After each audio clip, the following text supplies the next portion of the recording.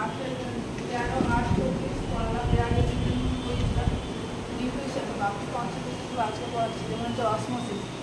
তো ডিফিউশনটা এর আগের দিনই করেছিলাম, যে একটা হচ্ছে সেমি পারমেন্ট মেমব্রেন নিয়েছি, সেখানে হচ্ছে যে আমরা দু সাইডে হচ্ছে যে 5 লিটার করে হচ্ছে যে আমরা H2O নিচ্ছি, আর হচ্ছে যে 100 গ্রাম হচ্ছে দেখি এক সাইডে NaCl নিচ্ছি, এক সাইডে হচ্ছে 200 গ্রাম নিচ্ছি। তাহলে এটা হচ্ছে যে হাই কনসেন্ট্রেশন হচ্ছে, এখানে লো কনসেন্ট্রেশন হচ্ছে, যেটা হচ্ছে যে NaCl সেটা হচ্ছে সলিউট থাকছে, আর H2Oটা হচ্ছে সলভেন্ট থাকছে। তো যেটা ডিফিউশনের ক্ষেত্রে বলেছিলাম যে হাই কনসেন্ট্রেশন থেকে লো কনসেন্ট্রেশন থেকে যে মুভ করে সেটাকে বলেছিলাম ডিফিউশন। এবার হচ্ছে অসমোসিস। অসমোসিসটা হচ্ছে যে একটা ডিফিউশনের ক্ষেত্রে কী করছিল, যে সলিডটা হচ্ছে মুভমেন্ট করছিল। অসমোসিসের ক্ষেত্রে কী করবে, যে হচ্ছে সলভেন্টটা কী করছে, যে লো কনসেন্ট্রেশন থেকে হাই কনসেন্ট্রেশন থেকে মুভ করবে।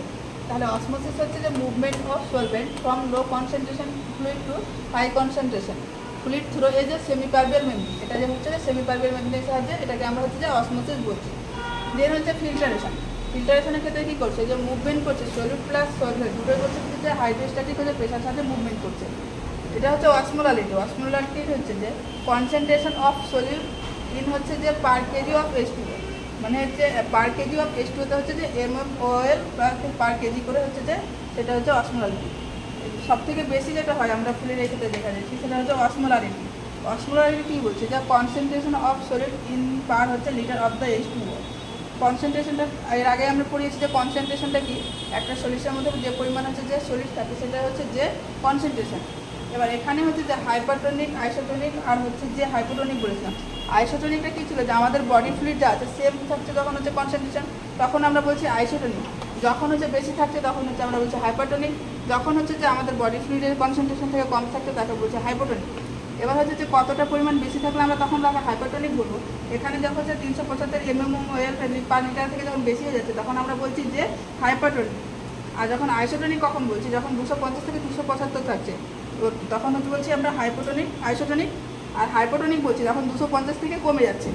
এবার হচ্ছে যে আইভি ফ্লুইড দু ধরনের দিয়েছে এখানে, একটা হচ্ছে যে ভলিউম এক্সপেন্ডেড হচ্ছে কন্টেন্ট হচ্ছে ইলেকট্রোলাইট রিলেটেড, আর একটা হচ্ছে প্লাজমা ভলিউম এক্সপেন্ডেড রিলেটেড। এখানে যেমন থাকবে যে ব্লাড এই যে থাকবে সেটা হচ্ছে blood and blood product related যেখানে থাকবে।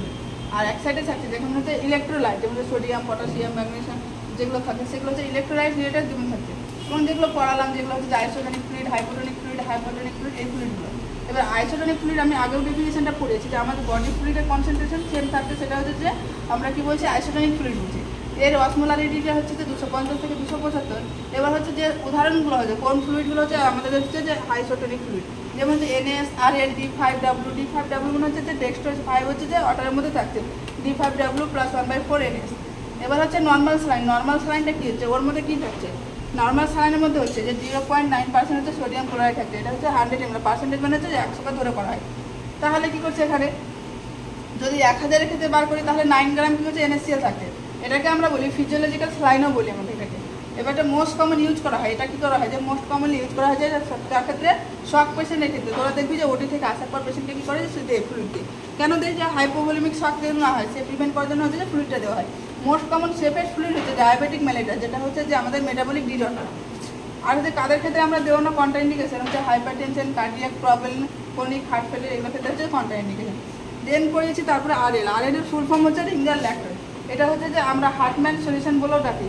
হার্টম্যান সলিউশনটা, হার্টম্যানটা কী জিনিস তোদেরকে পরে বোঝাবে জিনিসটা, শুধু মনে রাখবে যে এই সলিউশনটাকে হার্টম্যান সলিউশনও বলে। এটা কী করা হয়, যে এমার্জেন্সি কাদের ক্ষেত্রে ইউজ করা হয়, যখন কোনো ডায়রিয়ার পেশেন্ট আছে, বা সব থেকে বেশি যেটা করা হয় সেটা বার্ন পেশেন্ট ক্ষেত্রে। যখনই বার্ন কোনো পেশেন্ট আছে তখন হচ্ছে RL ইউজ করা হয়। এবং সেটা আমরা হচ্ছে যে একটা রুলস আছে, পার্কল্যান্ডের যে 9 রুলস আছে সেই রুলস অনুযায়ী করা হয়, সেটা তোদেরকে পরে পড়াবো। দেন হচ্ছে এখানে কম্পোনেন্টগুলো কী কী থাকে, সেই কম্পোনেন্টগুলো বলছে যে একটা RL-এর মধ্যে কী কী জিনিস থাকে, NaCl থাকে, KCl থাকে, দেন হচ্ছে CaCl থাকে, দেন হচ্ছে সোডিয়াম ল্যাকটেট থাকে, এগুলো থাকে। এবার হচ্ছে RL-টা কখন কন্ট্রাইন্ডিকেশন, যখন হচ্ছে যে কিডনি ফেলিয়ার থাকবে তখন হচ্ছে কন্ট্রাইন্ডিকেশন, বা হচ্ছে লিভার ডিজিজ থাকছে, বা মেটাবলিক ডিসঅর্ডার যেমন বললাম যে কি ডায়াবেটিক মেলাইটাস। এবং হচ্ছে ডায়াবেটিক মেলাইটাসের হচ্ছে যে ডায়াবেটিক কিটোঅ্যাসিড একটা হচ্ছে কমপ্লিকেশন। তো আজকে এই পর্যন্ত।